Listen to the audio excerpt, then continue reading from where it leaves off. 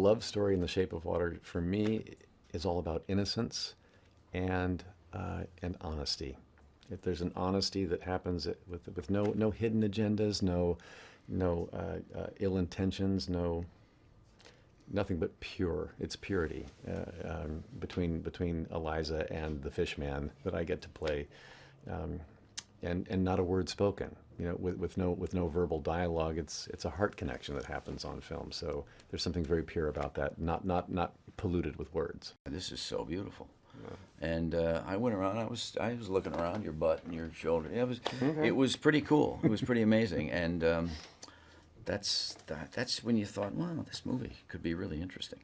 Guillermo del Toro is known for his love of monster movies. Like, it was the Universal classics that made him want to make movies in the first place, with Frankenstein, Dracula, The Mummy, King Kong, and of course The Creature from the Black Lagoon. So him putting he's said before that I'll always have a monster on my call sheets. So to put a monster or a creature that's other than human in his movies is a signature. But he gives those monsters human characteristics and human issues to work through, which offers us an escape.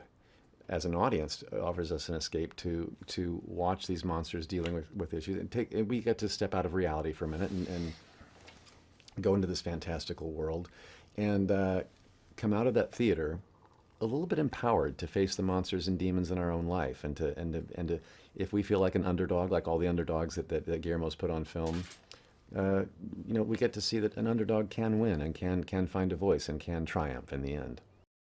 He also saw humanity in all of these creatures that he loved from when he was a child, and that's what he's put into his versions of these folks. I mean, he made the audience understand that they have an intellect and they have a heart, and he did it without using words and without having them become a person.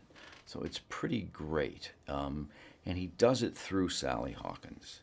It's her response to the creature that makes you understand that she sees something in them that we better look for.